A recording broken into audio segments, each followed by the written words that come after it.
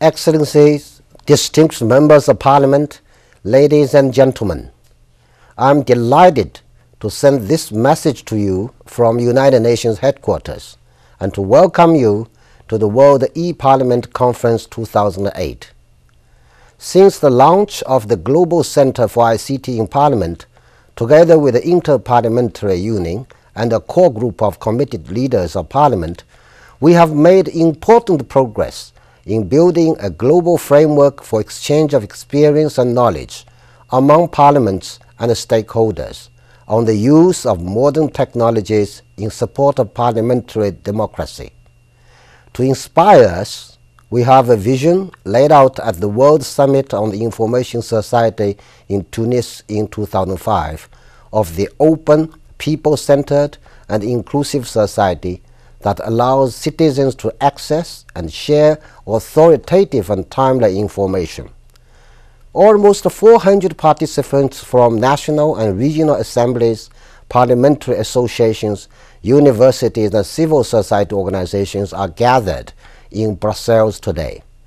Your presence manifests the partnership that has developed in response to a fast-evolving need felt by many legislatures.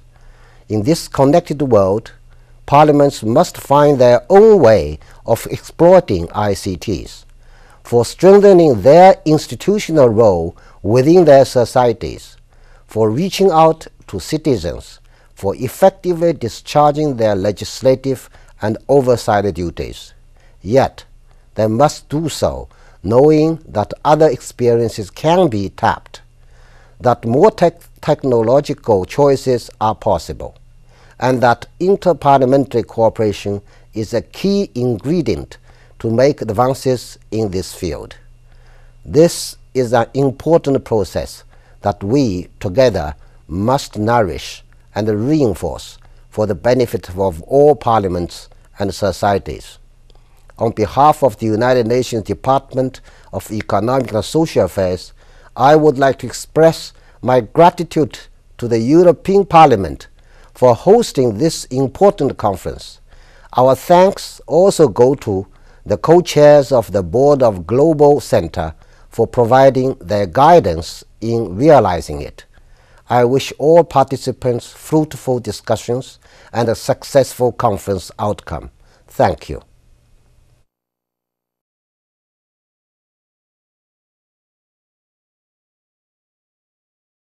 Good morning, dear colleagues. Ladies and gentlemen, dear colleagues. Indeed, I am sorry, however, I cannot be present in person at the World e-Parliament Conference 2008 in Brussels because the Hungarian National Assembly is in session to vote on the budget for 2009. At the same time, I am honored that thanks to the achievements of modern technology, I have the opportunity to greet you on the occasion of this event on behalf of the Board of Directors of the Global Center for Information and Communication Technologies in Parliament. It's a great pleasure to see that in compliance with the importance of this conference, what a widespread interest it has sparked in all parts of the world. It also reflects an international cooperation that the conference has been organized and convened. The World e-Parliament Conference, a joint initiative of the United Nations, the Inter-Parliamentary Union, and the core group of partners, was launched in 2006 because it was realized that without modern IT infrastructure applications and the exchange of best practices, the efficient operation of parliaments is inconceivable. Interparliamentary cooperation in this respect is particularly important because the parliaments of the countries are basically working towards the same goals in accordance with their own set of specific rules, national constitutions, and democratic traditions. This also means that it's impossible to create a uniform system for all parliaments. For this reason, it's vital that all parliamentarians become familiar with the technologies, standards, and applied methods of development and operation tools that have already contributed to the successful functioning of parliaments and will continue to do so in the future.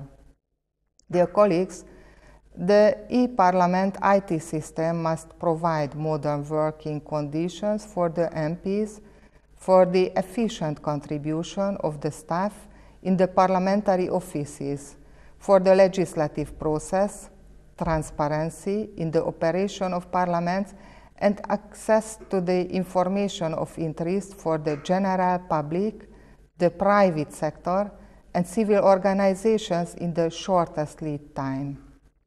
In the 15 to 20 years gone by, there have been great changes in the IT used by parliaments. Initially, it was considered as a great achievement when the databases that contain some fundamental information and support the management of documents in parliaments were established. At the time, the posting of events and documents days, or in some cases even weeks after the information had been processed on websites displaying static information, was still in compliance with the requirement. By now, it has become the norm to follow the events of Parliament through real-time internet broadcasting and retrieve documents instantly from the internet. In addition, there is also a need to create a secure mobile working environment for MPs in order to give them the opportunity to have an instant access to documents and electronic mails, and submission of and access to amendments and opinions.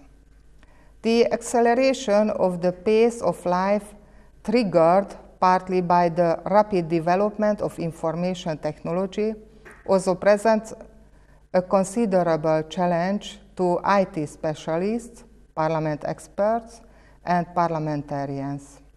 Dear colleagues, the Hungarian Parliament has had its own e-Parliament task force since 2001, which is responsible for identifying the key requirements for short and medium terms and the guidelines of development.